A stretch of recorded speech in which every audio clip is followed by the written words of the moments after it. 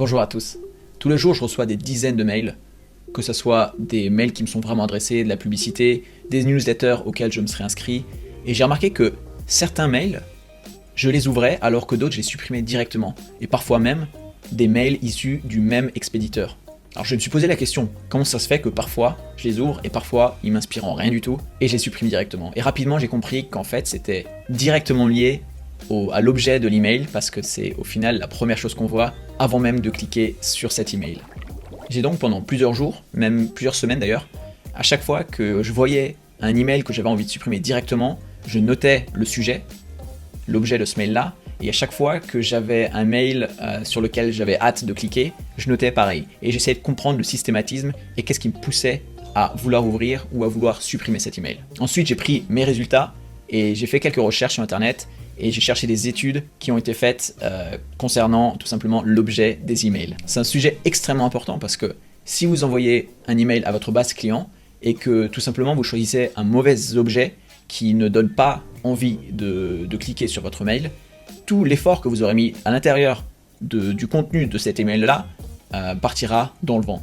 Dans cette vidéo, je vais vous montrer les résultats que j'ai trouvés et qui permettent d'augmenter le taux d'ouverture de vos emails.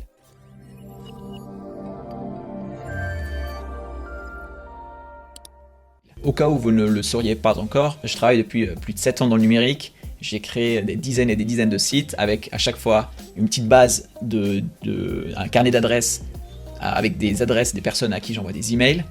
Et c'est pourquoi je me suis automatiquement posé la question, et j'ai fait des recherches, des tests, à savoir quel était le meilleur objet et qui générait le meilleur taux d'ouverture dans mes emails. Je pense que pour le bien de tout le monde, le fait d'écrire des objets intéressants, autant pour vous qui émettez l'email et qui vous rédigez les contenus, que pour la personne qui le reçoit, c'est extrêmement important de choisir quelque chose qui donne envie de cliquer, quoi. Allez, je vous montre maintenant ce que j'ai trouvé dans mes petites analyses. Et avant de commencer, comme d'habitude, j'aimerais vous présenter quelques statistiques qui montrent que l'email n'est pas mort, loin de là, et que vous avez tout intérêt à continuer à le faire ou à vous y mettre si vous ne le faites pas encore. Tous les jours, environ 4 milliards d'emails sont envoyés. 64% des PME utilisent leur email pour communiquer avec leurs clients, et un cinquième des emails envoyés ne sont pas optimisés pour téléphone mobile. J'ai fait une autre vidéo à ce propos-là, qui vous explique comment vérifier que vos emails le soient, et vous retrouverez ce lien en dessous de cette vidéo en description. Allez, passons maintenant aux 7 points à respecter pour rédiger un objet qui suscite un meilleur intérêt de la part de vos clients, ou internautes, ou personnes de votre carnet d'adresses, quoi. Premièrement, connaissez votre destinataire. C'est comme si vous vous rendiez à un entretien, il faut que vous sachiez qui sera en face de vous. Et en fonction de cette personne, vous saurez comment vous adresser à cette personne, que ce soit le vouvoiement, le tutoiement, est-ce que cette personne a le sens de l'humour ou pas, est-ce que vous devez parler fort, pas fort, lentement, etc. C'est pareil pour vos emails. En fonction du type de personne qui recevra l'email, vous devriez essayer de vous adresser à elle d'une certaine manière. Donc concrètement, est-ce que vous les tutoyez ou les vouvoyez? Est-ce que ces personnes ont un sens de l'humour ou pas? Ça, c'est pas toujours facile de le savoir, mais si vous avez, en fonction de votre thématique, si c'est un sujet plutôt joyeux, il est plutôt probable que les personnes soient réceptives à un certain sens de l'humour. Est-ce que votre audience a l'habitude de recevoir des emails? Par exemple, si ce sont des retraités, peut-être qu'ils ne reçoivent pas autant que si c'était une jeune personne active. Aussi, vous devriez savoir pour quelles raisons ils reçoivent votre email. Est-ce qu'ils se sont inscrits à une liste de diffusion? Est-ce qu'ils ont téléchargé un fichier et vous les avez automatiquement ajoutés à votre carnet d'adresses, etc. Et en fonction de ça, vous devez réfléchir à ce que ces personnes s'attendent à recevoir. Deuxièmement, soyez personnel mais restez poli. Concrètement, qu'est-ce que ça veut dire? Une étude a montré que dans le cas où le prénom de la personne qui recevait l'email apparaissait dans l'objet du message, le taux de clic était de plus de 20% supérieur à s'il n'en avait pas. Je ne veux pas dire par là qu'il faut absolument tout le temps indiquer le prénom, déjà encore faut-il que vous l'ayez, mais de temps en temps, ça peut être intéressant, ça peut être plus personnel. Troisièmement, utilisez des smileys ou des emojis. Même si j'en vois de plus en plus personnellement dans les emails des smileys, je pense que c'est loin d'être surexploité et ça peut être un bon moyen de vous différencier et de sortir du lot dans la boîte de réception d'un email. Si vous vous demandez comment accéder à ces emojis, il existe des sites dont Emojipedia qui vous permet de faire des copier-coller tout simplement et de venir les insérer dans l'objet de votre mail. Mais attention, n'en abusez pas, je vous déconseille vraiment de l'utiliser à trop forte dose. Par exemple, en ajoutant 3-4 à la suite, ça sera contre-productif à mon avis. Et en plus de ça, chaque emoji prendra la place d'un caractère qui pourra constituer un adjectif fort qui puisse faire passer un message et des émotions à votre interlocuteur. Quatrièmement, posez des questions dans votre objet. N'hésitez pas à poser des questions, et de préférence des questions ouvertes. Pas des questions dont la réponse est oui ou non, mais plutôt des questions ouvertes. Pourquoi ? Parce que si vous posez une question et que l'utilisateur, enfin le destinataire, la personne qui reçoit l'email, n'est pas d'accord ou n'est pas intéressé, il va rapidement dire non et supprimer votre email. Alors que si vous posez une question ouverte, ça laisse beaucoup plus de marge d'interprétation. Un exemple, si vous voulez proposer des bons de réduction à votre interlocuteur, vous pouvez soit demander voulez-vous un bon de réduction ou êtes-vous prêt pour un bon de réduction.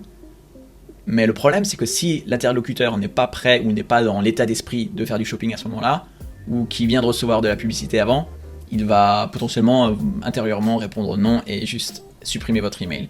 Alors que si vous demandiez combien de bons de réduction voulez-vous, vous voyez, ça a une autre signification, une autre consonance qui est plus intéressante à mon avis. Cinquièmement, soyez bref et allez droit au but. Alors même si les champs d'objets d'email ne sont pas vraiment limités en longueur, pensez à tous les téléphones mobiles dont l'écran a une limite, tout simplement, et sur lesquels seul le début de votre objet sera affiché. Donc mettez les adjectifs ou les verbes, les appels à l'action au début de votre objet, parce que ce sera la partie que tout le monde verra. Un exemple, plutôt que de dire cet été sur toute notre boutique 50% sur tous les produits, préférez plutôt 50% de réduction sur tous les produits dans notre boutique cet été. Sixièmement, n'hésitez pas de temps en temps à créer un effet d'urgence. Même si vous pensez que ce phénomène n'existe que depuis l'ère d'Internet, en fait non, pas du tout. C'est depuis que vous connaissez tous les soldes de printemps, d'été, d'hiver, les soldes de Noël, les actions, le Black Friday, bon ça c'est plus récent, mais c'est rien de nouveau. C'est quelque chose qui a marché, qui a fait ses preuves, et dont vous pouvez vous servir régulièrement. Donc par exemple, en tant qu'objet, vous pouvez mettre plus que 2 jours restants, voilà, etc. Septièmement, n'abusez pas des majuscules, et pas non plus des caractères spéciaux. Pourquoi ? Parce que tout simplement, ça va donner l'impression que votre mail est soit de la publicité, bon, ce qu'elle est peut-être, mais ça va vraiment la démasquer, ou alors tout simplement, ça va donner l'impression que c'est une tentative de piratage, ou que c'est quelqu'un de pas sérieux. Donc tout ce que vous risquez en abusant trop des majuscules et par exemple des points d'exclamation, c'est que votre crédibilité en prenne un gros coup. Et voilà, un petit mot de la fin, les règles que je vous ai données là ne sont pas à prendre au pied de la lettre. Je vous conseille vraiment d'alterner un petit peu, pas tout le temps d'émettre un sentiment d'urgence, pas tout le temps de poser des questions, variez un petit peu et regardez ce qui marche le mieux, notamment en mesurant votre taux d'ouverture et votre taux de clic. Donc essayez, observez, mesurez et dites-moi ce qui marche le mieux dans votre cas. Et si vous venez de vous lancer dans le numérique et que vous voulez tout simplement renforcer la présence numérique de votre marque donc sur internet, j'ai créé un petit guide PDF gratuit qui vous explique pas à pas les différents gros blocs, que ce soit les réseaux sociaux, le marketing de contenu, les emails, les blogs, etc. J'ai tout regroupé en vous expliquant les points à connaître, en vous posant les questions, en vous donnant les bons éléments de réflexion pour ne pas perdre de temps, d'argent ou d'énergie dans des sujets ou dans des thématiques qui n'en vaudraient pas la peine. Donc si vous êtes intéressé, en dessous de cette vidéo en description, vous trouvez un petit lien qui s'appelle télécharger le guide gratuit par où commencer, et j'espère qu'il vous fournira des bons éléments de réflexion.